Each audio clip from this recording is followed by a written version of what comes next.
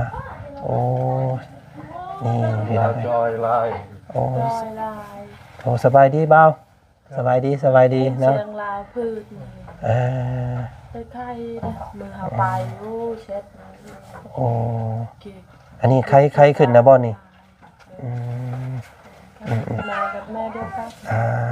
พี่น้องเนาะยินดีที่ได้พูดจักกันเด้ออันเบาซื้อเบาจันเด้อเนาะเจ้าซื้อได้ใดเนาะนี่เนาะซื้อตื้อตึงตื้อทางตื้อโอ้สระอือต่อตื้อตื้อนี่เนาะชื่ออยู่บ่ตัวเองไปอยู่หันจักปีนับอยู่บ่2 ปีโอ้ล้นปานนั้นเลยสิเนาะคือว่าค่าเดียวนึงเนาะยังเดือนนึงเนาะหากำหนดเดือน8เนาะก็เดือนปลายเนาะเกือบ2 ปีอีกเดือนเดียวฮอด2 ปีตีไป2 ปีซะเนาะเป็นนี่ได้หม่องนอนอยู่ข้างในบอกเหตุการณ์อยู่ข้างในให้พังแน่เจ้าอยู่ข้างในน่ะเพิ่นให้นอนแบบใดแม่นอยู่โซนนั่นวะแม่น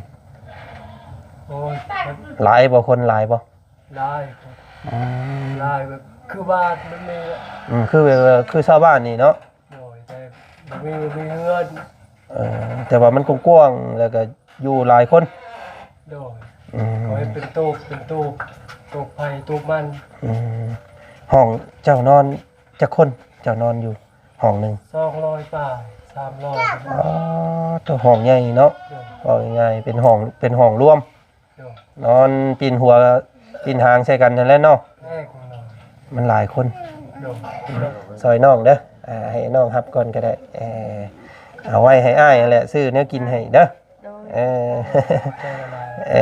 เป็นคนดีนะน้องเด้อบาดนี้นะเนาะปรับตัวแนวใดมันเคยผ่านมาแต่ไกลลืมไปซะเนาะทุกคนมีผิดมีพลาดกันเบิดเนาะบ่มีผู้ใดดีมาแต่เกิดเฮาเฮ็ดผิดไปแล้วเฮารู้สึกผิดเฮาปรับมันก็ดีน้องเนาะ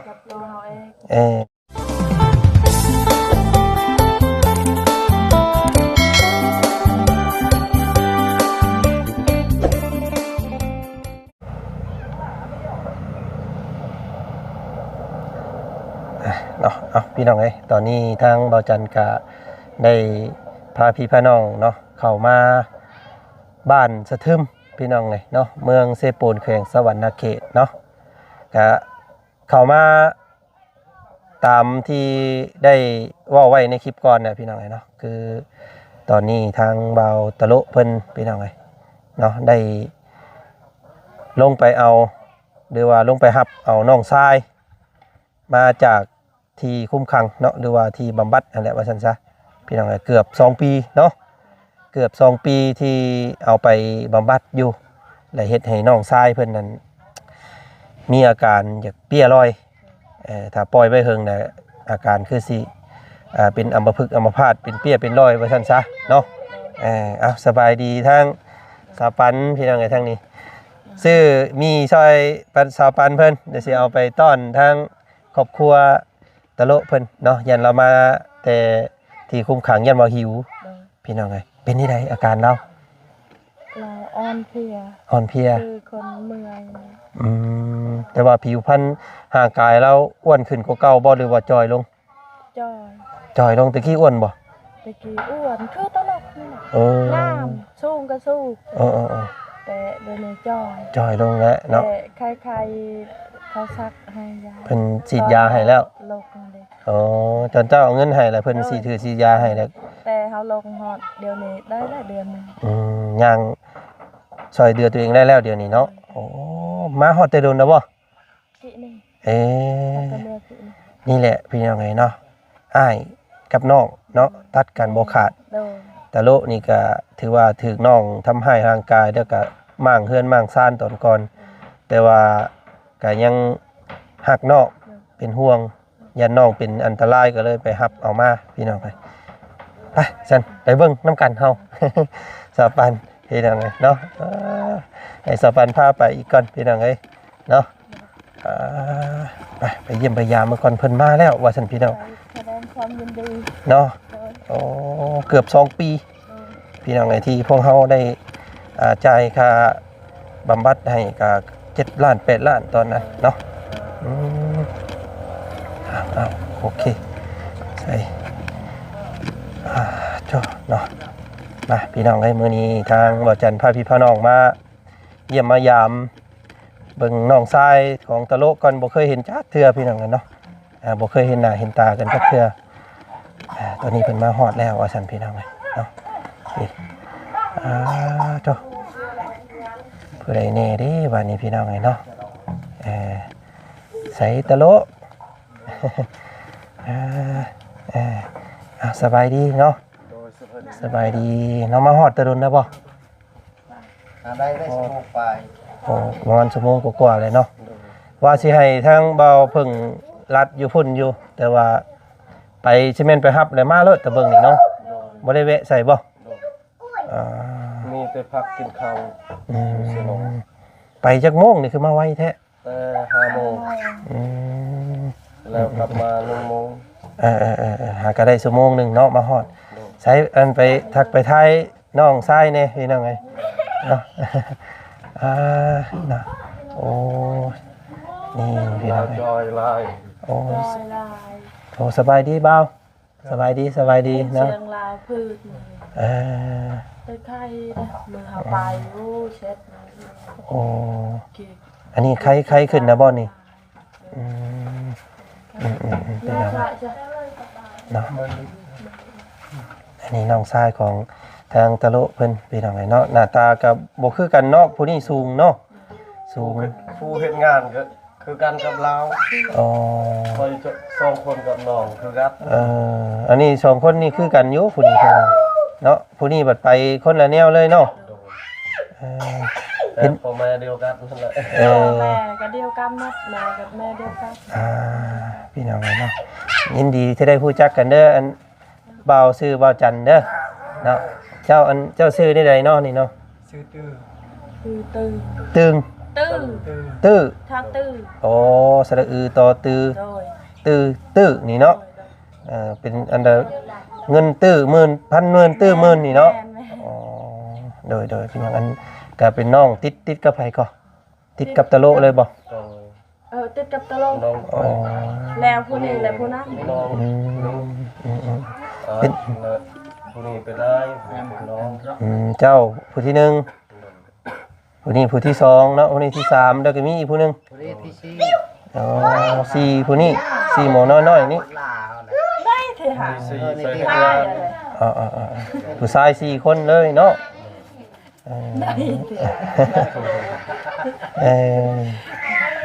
ยินดีต้อนรับมื้อนี้เนาะพี่น้องเอ้ยมารับ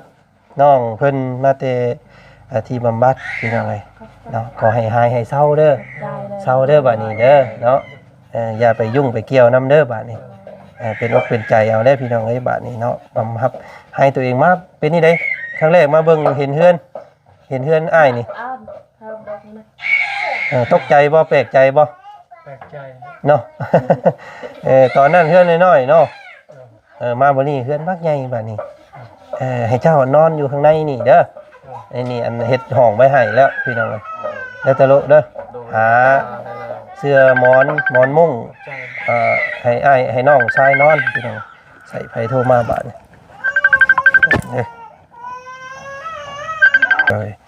เนาะมาพยายามมาก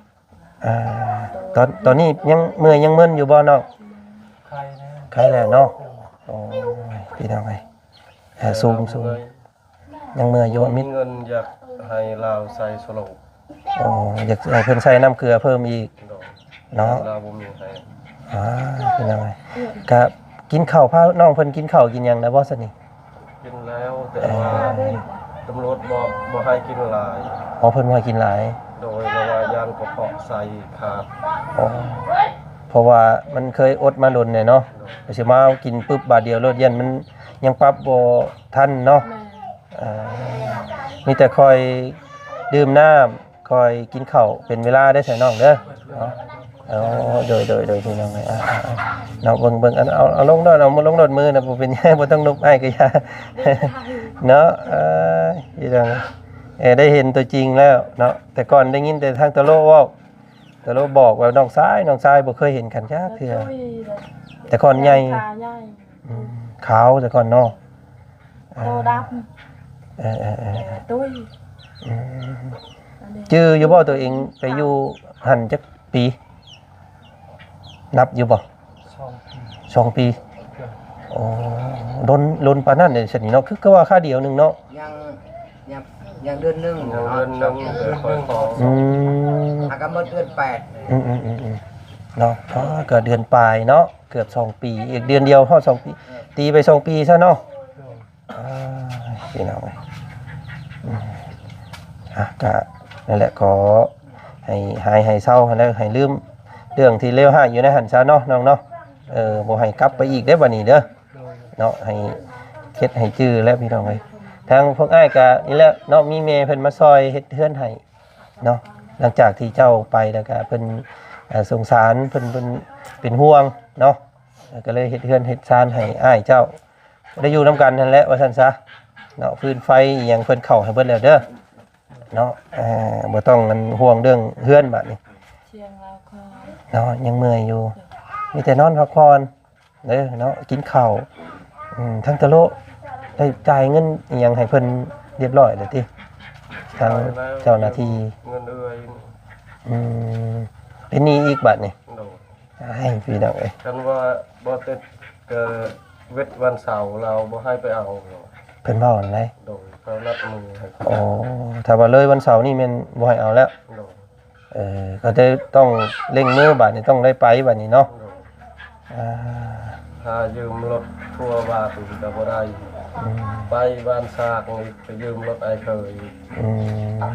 จังใด อันเป็นหนี้เป็นสินทางเอื้อยเพิ่นเท่าไรอันนี้เนาะ 5 ล้านเคยยืม อืม แต่เรือยัง5แสน ยังเดือเงินมาอยู่500,000ใส่ค่าน้ำเมือกน้ำมันผู้พาไปเนาะใส่ค่าเรือค่าแห้งเพิ่น และซื้อยาให้น้อง อ่า และซื้อผ้าห่มเราเมื่อบ่มียังปู แม่นั่นแหละซื้อนี่แหละผ้าห่มคือมุ้งเนาะยุงหลายได้กลางคืนมาเด้อเนาะเฮ็ดให้น้องได้นอนสบายแน่นอนอยู่ในหั่นเป็นนี่ได้หม่องนอนอยู่ข้างในบอกเหตุการณ์อยู่ข้างในให้พังแน่เจ้าอยู่ข้างในน่ะเพิ่นให้นอนแบบใดแม่น อยู่โซนนั่นวะ แม่น โอ้ยมัน หลายบ่คนหลายบ่ ได้ได้แบบคือบ้านมันมีอะ คือชาวบ้านนี่เนาะ โดยแต่มีเงิน แต่ว่ามันกว้างๆแล้วก็อยู่หลายคน โดย อืม โดยเป็นตูบไผ่ตูบมัน ห้องเจ้านอนจักคนเจ้านอนอยู่ห้องหนึง 200ป่าย300 อ๋อตัวห้องใหญ่เนาะ โดย ว่าง่ายๆเป็นห้องรวม โดย นอนปีนหัวปีนหางใส่กันนั่นแหละเนาะ โดย อ๋ออยู่ศูนย์บำบัดเพิ่นพี่น้องไงเนาะว้าวและความแออัดความห้อนความหยังได้เนาะว้าวน อ แล้ว นตะแคงนอน มันหลายคน โดยนอนตะแคงหมดไหนก็นอนตะแคง นอนตะแคงเอา โดย บ่มีมุ้งนี่เนาะ ผมมี แต่ก็หน้าตาน้องเพิ่นก็เป็นไปซี่บ่อันเป็นขีดเป็นอันนี้ ตา อันน่ะเป็นแป้วนะ บ่ อืม แข็งแรง หักกับข้าวก็มักนี่เป็น มันหลายคนอยู่หั่นเด้เนาะมันหลายคนแล้วก็มัน มือหลายคนเป็นบาดเป็นเปื่อย มันก็เลยติดกันบัดนี่เฮานอนอีกันเด้สัมภปีแล้วเนาะทางบ่าวจันนี่ก็เคยสัมผัสอยู่พี่น้องทางพ่อของบ่าวจันเองก็เพิ่นก็เคยผ่านจุดนี้เนาะเพิ่นก็เคยเข้าว่าซั่นเว้าถึงลูกถึงเดียวพอพี่น้องเอ้ยเนาะก็มีแต่ยินดีนำแน่บัดนี้เนาะ โดย ตั้งอกตั้งใจเด้ออย่าให้เข้าไปอีกเด้อน้องเด้อย้ำอีกก่อน เนาะให้ตั้งใจเป็นคนดีบัดนี้พี่น้องเอ้ยเนาะเพิ่นเอาเข้าไปอีกแล้วบัดนี้บ่ได้ออกเด้เนาะ โดน เฮียลอยเบิดเลยว่าซั่นซะพี่น้องเอ้ยเนาะตั้งใจนี่แหละเบิ่งเฮือนเบิ่งซ่านนี่มันสะอาดสะอ้างเนาะเฮ็ดให้ดีเบิดเลยไฟก็แบ่งน้องใช้แล้วบ่ใช้น้ำกันเด้อไฟเด้อจ่ายเงินจ่ายน้ำกันเนาะยังบ่ทันได้ออกว่าแล้วว่าค่าไฟ ยัง เพิ่นให้ใช้ฟรีอยู่ประมาณเดือน2เดือนพุ่นแหละเพิ่นให้ใช้ลองเบิ่งเนาะน้ำในหั่นก็คันมันเบิดอยู่หั่นได้ก็ไปใช้ตัวนี้เนาะ โดยเป็นคนก้อนจริงใหญ่ พี่น้องเอ้ยเนาะอันนี้แหละมื้อนี้ก็ทางว่าจันไปหาสร้างเพิ่นเนาะสร้างเพิ่นบอกว่าตะโลบ่มาเราว่ามื้อนี้เนาะไปรับเอาน้องชายแล้วว่าซั่นแล้วก็ตั้งใจมาเยี่ยมเบิ่งมื้อนี้เนาะเอามีเด้อเนาะเอาว่าบ่ได้ซื้อแนวกินมาเอามีต้มสู่กันกินใช่ได้ โดยเนาะจักปีเด้อเรานี่ 27เจ้าเท่าไหร่ 28 ปี 28เนาะเป็นปีละลูกนะตะกี้เนาะเอิ้นอ้ายก็คือเก่าหั่นแหละเนาะอ้ายเป็น30ปลายแล้ว แต่ตัวน้อยซื่อๆพี่น้องเนาะยินดีที่ได้รู้จักกันเนาะอันบ่าวตื้อเนาะบ่าวตื้อบ่าวโตะบ่าวโลเนาะตะโลพี่น้อง ตื้อตะโลแล้วก็อันนั้นชื่อนี่ได้ก็ลือ เบาลือ บ่าวลือแล้วก็ไปชื่อยังอีกผู้น้อง ลา เดี๋ยวเลยไล่ก่อนตะโลเนาะตื้อลือ ลือ ลา ลาเทวา เทวาผู้นี้ชื่อบ่คือหมู่ผู้นี้เนาะ เป็นผู้ชายไปเลยเนาะบ่มีผู้หญิงจักคนบ่อ๋อ มีแต่หาวผู้หญิง เนาะมีแต่ผู้นี้เป็นซ้ำเป็นเอื้อยอันนี้ก็เนาะ โดย ซ้ำเป็นเอื้อยซ้ำเป็นแม่ โดย มีหยังก็เพิ่งพาอาศัยเราแต่ว่าก็โอ้ยเนาะพี่น้องเนาะเพิ่งพาอาศัยก็ให้เพิ่งพาอาศัยในความดีได้เด้อเนาะบ่แม่นว่าไปยืมแล้วไปเฮ็ดเงินเอาเงินไปเฮ็ดแนวอื่นบ่ได้เด้เนาะน้องเด้อเนาะเตือนน้องนำเพิ่นเนาะนี่แหละพี่น้องเอ้ยเสื้อผ้าใหม่เพิ่นซื้อให้เพิ่นใหม่บ่นี่ บ่เสื้อแม่ให้หั่นแหละ อันน่ะที่เพิ่นอันน่ะเอาให้ตอนนั้นหั่นบ่ โดย เอาไว้ให้น้องนำ โดย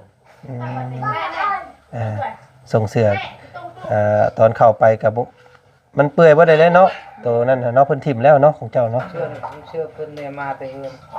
เสื้อยังก็บ่ให้ บ่มีเราบ่มี คันบ่มีก็บ่ให้เรามัน เนาะบ่ต้องเอามาเนาะมันติด ลายพยาธิ มันติดเชื้อโรคอยู่หั่นแหละทิ่มช้าไปให้มันอันนั้นซะเนาะแล้วก็พังเบิ่งน้องเพิ่นแข็งแรงเนาะบัดนี้เนาะสินั่นบ่สิมีอันนั้นบ่ซุมเจ้าสิผูกต่อแขนรับเอาน้องบ่ตะเก่า เอ้ย เนาะรับพอเป็นขอนและเอิ้นขอนมาเนาะน้องเนาะ ใคร มาบ่ให้รับบ่ให้นอนอยู่พุ่นแล้วให้มาอยู่เฮือนอยู่ซ่านบัดนี้แต่ว่าก็โอ้ยเว้าเรื่องเงินอีกเลยเนาะ มันต้องซื้อเป็ดซื้อไก่ซื้ออีหยังอีกหลายอย่างอีกหาเงินได้ซะก่อนสั่นน้องเอ้ย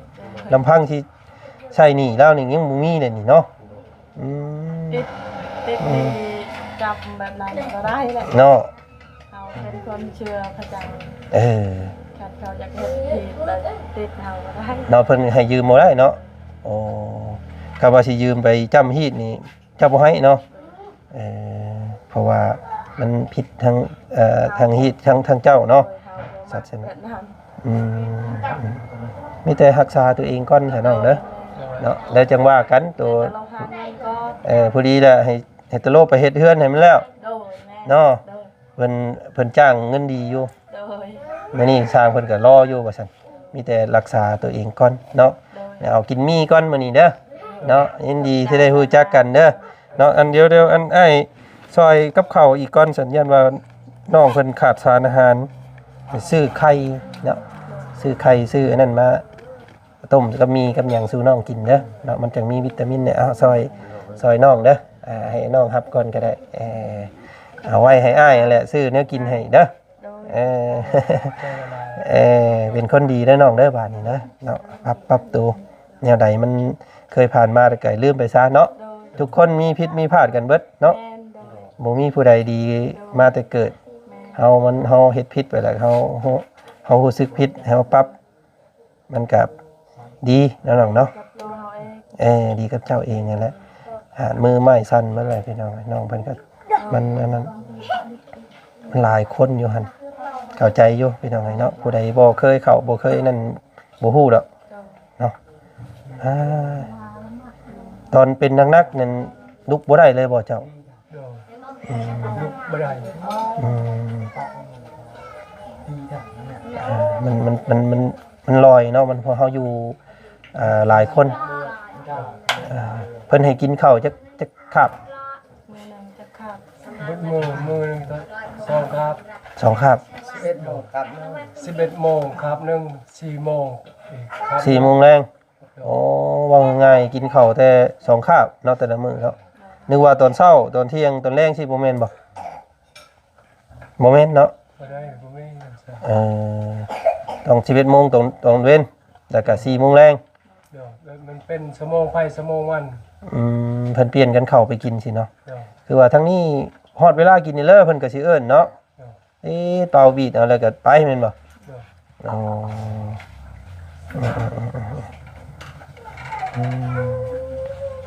พี่น้องเอ้ยเนาะก็มื้อนี้ก็ทางบ่จันไม่มาเยี่ยมมายามน้องเพิ่นให้เด้อเนาะมีป้าลุงหลายคนว่าซั่นเนาะไปเบิ่งน้องตะโละแน่ไปเบิ่งไปรับ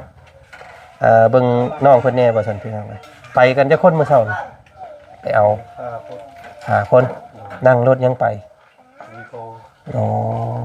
จ้างเพิ่นอีกเล่นใส่น้ำมันเพิ่นอีกได้เนาะเอารถไปน้อง รถไอ้เคย อ๋อเอิ้นพี่เอิ้นน้องกันนี่แหละเนาะสั่นเพิ่นก็บ่ไปซ้ำดอกเนาะหากันนั่นแหละจะพี่น้องขอบใจเพิ่นเด้อเนาะใส่น้ำมันใส่นั่นน้ำเพิ่นเนี่ย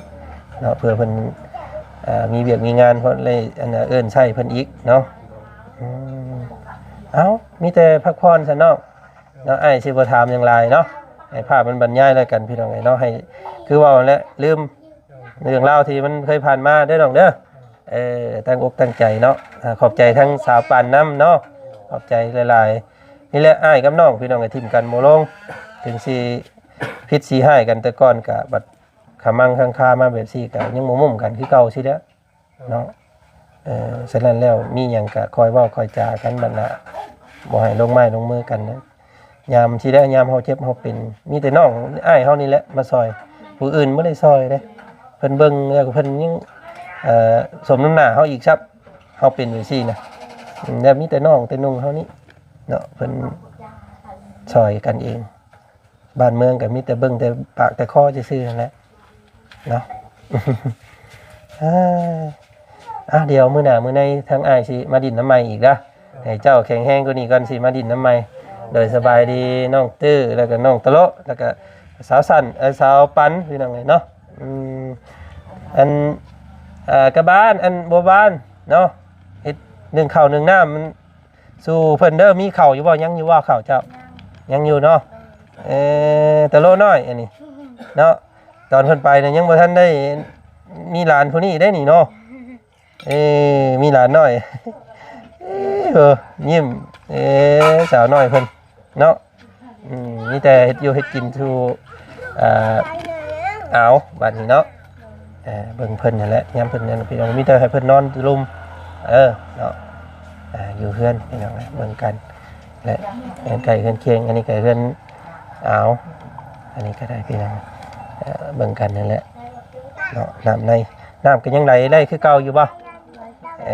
ไฟก็ใต้ดีกลางค่ำคืนมันมีดอกไรขาดติเนาะเอาเดี๋ยวมื้อหน้าอ้ายสิมาดินน้ำใหม่เด้อสบายดี มีสมาชิกเพิ่มมาอีกแบบนี้เนาะแล้วก่อนเด้อ คือตะโลแห้งอย่างดีผู้นี้พี่น้องโอ้ยเนาะไปสันพี่น้องเนาะมื้อนี้ทางวัดจันทร์ก็เข้ามายินดีให้ต้อนรับอันน้องตะโลเพิ่นเนาะได้ออกมาแต่ขี่บำบัด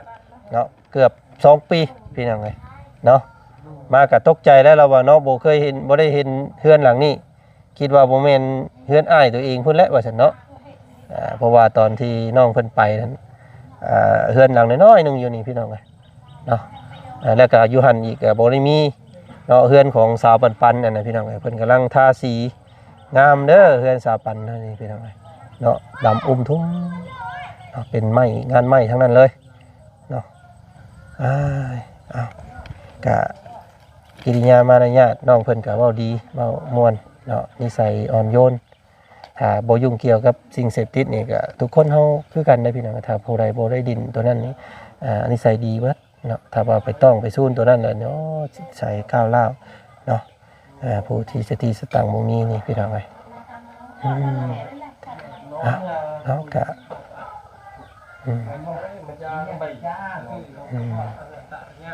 เนาะกะรุ่นเมืองต่อไปพี่น้องสิเป็นยังไงเนาะครอบครัวของตะโลเพิ่นกะได้รับมาเฮือนมาซานแล้วว่าซั่นพี่น้องเอ้ยเนาะเดี๋ยวมื้อหน้าสิมาอัปเดตอาการน้องเพิ่นให้เบิ่งอีกเนาะเดี๋ยวพอกันใหม่เด้อคลิปหน้าพี่น้องคลิปนี้ขอกล่าวคำว่าสบายดีสวัสดีเนาะบัดสุขุสุคนพี่น้อง